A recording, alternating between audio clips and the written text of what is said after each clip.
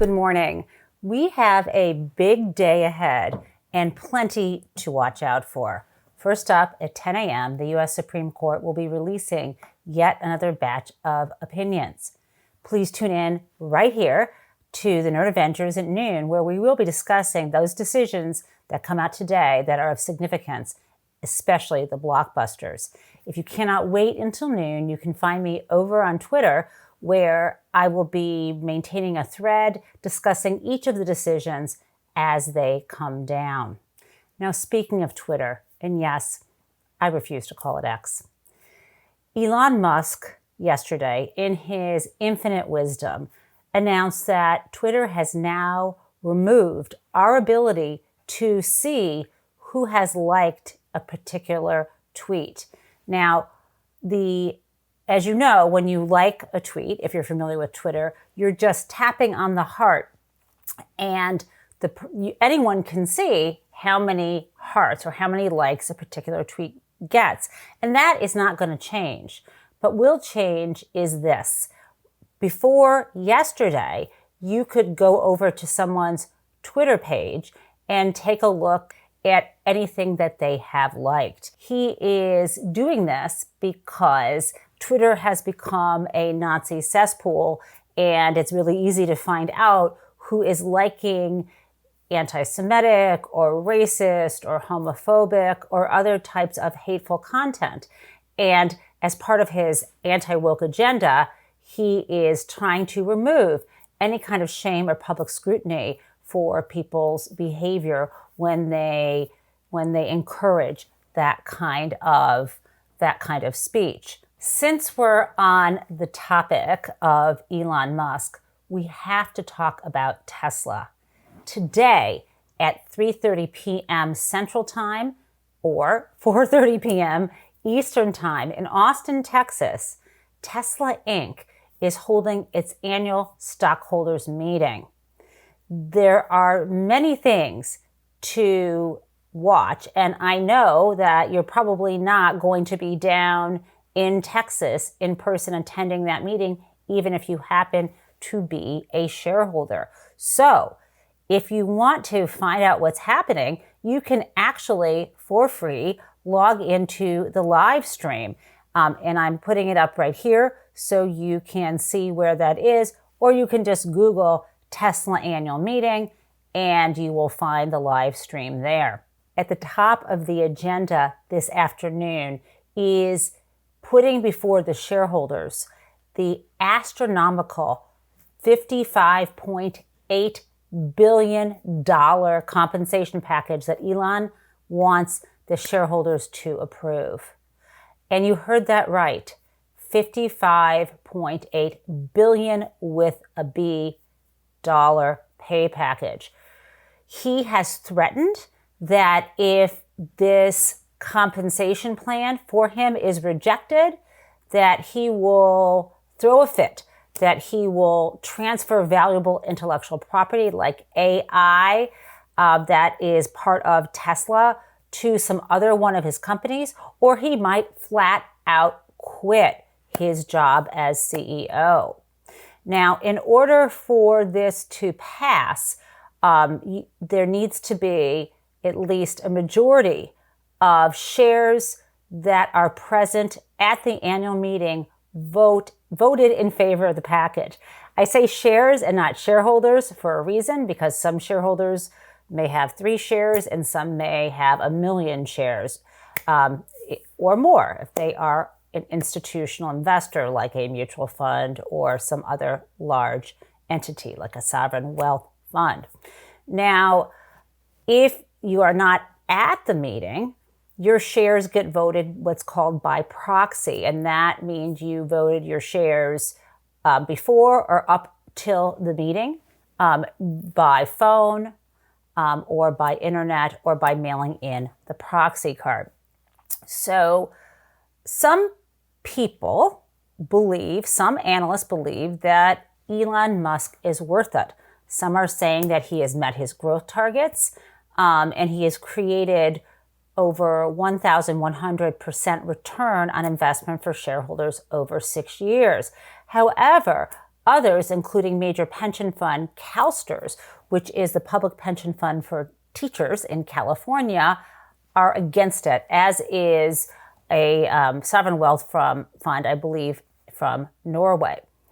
So if this proposal fails to pass, the prediction is Tesla stock will drop by 5%. But if it is approved, it won't go up in a reciprocal manner.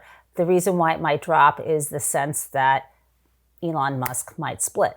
Okay, so this is actually the second bite at the apple for this pay package. The shareholders in a special meeting approved it back in 2018, and then there was litigation where some shareholders were challenging the pay as excessive and also challenging the process by which the compensation package was approved. As a result of that litigation, just this year in January, a judge in Delaware, in the Delaware Chancery Court that we've talked about before, that presides over disputes inside of corporations among the shareholders and the management and the directors, so that internal affairs of the corporation are litigated in the state of incorporation, and when it comes to Delaware, in this specialized Chancery Court.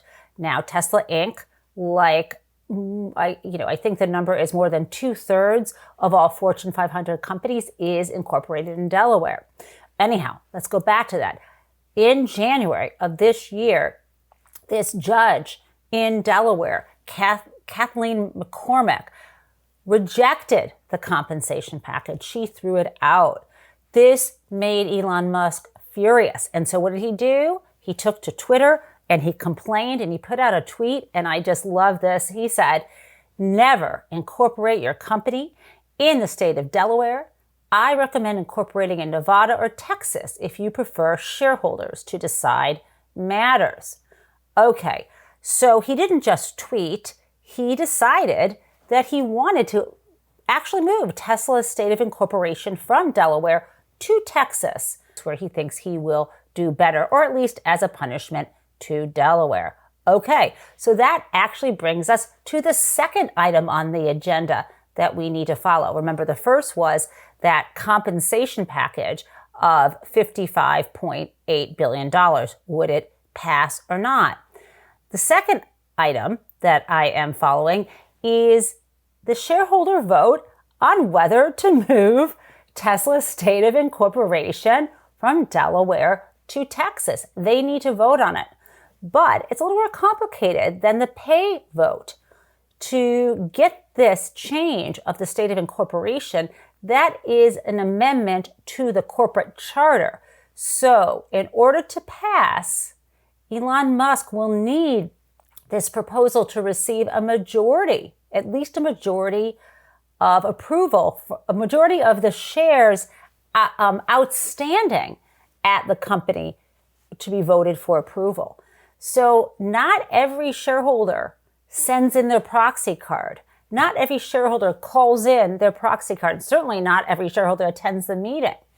And Tesla, unlike other corporations, has a lot of what's called retail shareholders. So it's not clear that they will vote.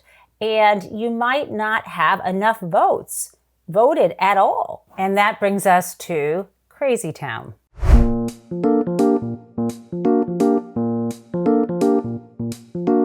Crazy Town today is Indianapolis, Indiana, where the Southern Baptist Convention, a Christian denomination with around 13 million members, held a 2-day annual meeting. And what's really bizarre is the kind of internal contradictions in what they voted to approve. Now, all 13 million members do not go to the Southern Baptist Convention annual meeting. Instead, these delegates are sent.